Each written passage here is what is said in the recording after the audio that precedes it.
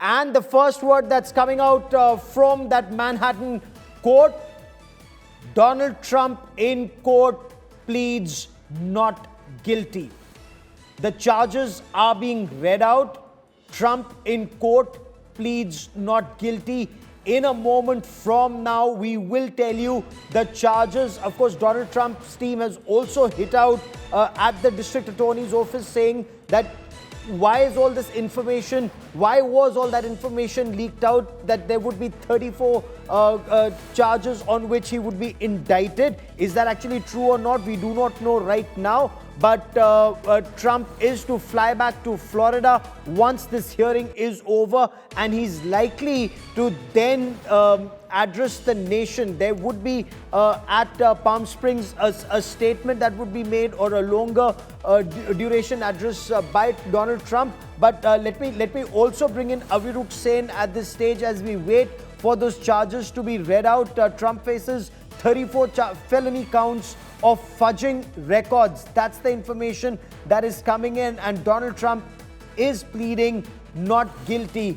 Aviruk, our reporter on ground, is also reporting several people, of course, those invested in Donald Trump, wearing those MAGA t-shirts, Make America Great Again. Now, are these just optics, or is America actually split down the middle, Aviruk, on Trump's prosecution that his team says is persecution?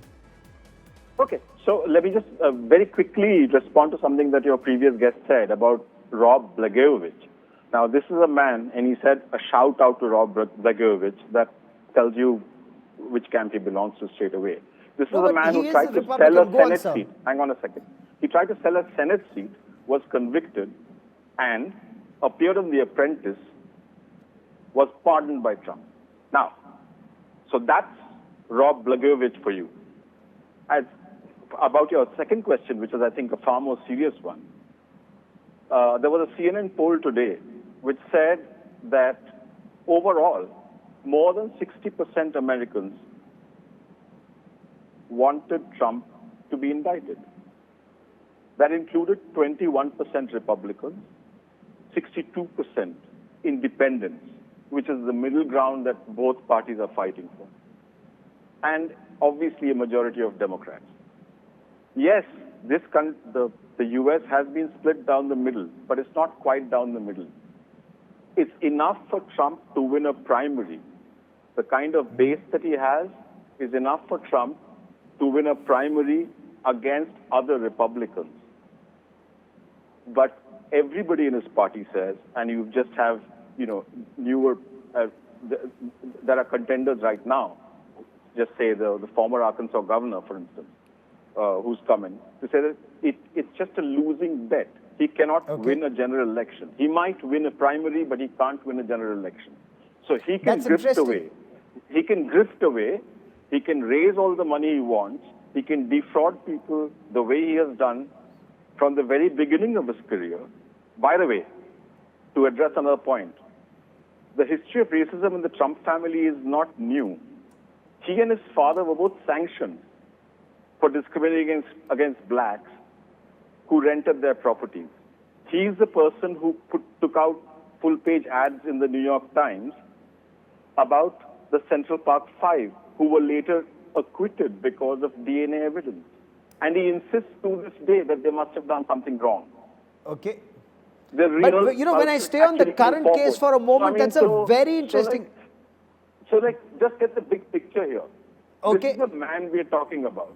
The big picture is actually what would this indictment do for Trump's candidacy? It's very interesting you say that it will help him win the Republican nomination, but not the presidential election. Very interesting you should say that, Geeta.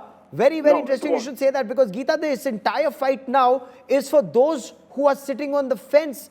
Is this prosecution or is this persecution is perhaps the answer that America and the world would be looking at? Well, in the beginning of this conversation, Seema had said that, and you'd asked the question, Gaurav, is America split right down the middle? It does seem so, but in the Republican camp, you're seeing that his supporter base is increasing. There are his opponents and rivals who are also fighting for to be nominated as the Republican candidate, and some of them have come out and asked Trump to just give up on these presidential aspirations and dreams.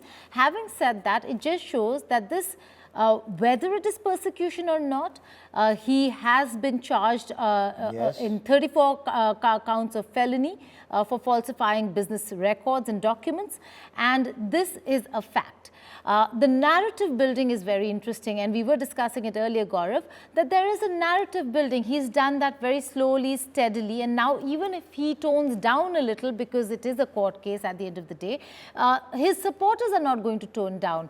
People in America who are supporting or who think that he's being persecuted are not going to tone down. So he's already built that narrative that this is going to be an unfair trial, that this is persecution, he's being victimized, look at the place where it's happening, look at the judge, so on and so forth. So it is now time, and even as these proceedings and these trials or cases come up, he's in and he's looking at the primaries and then the presidential race.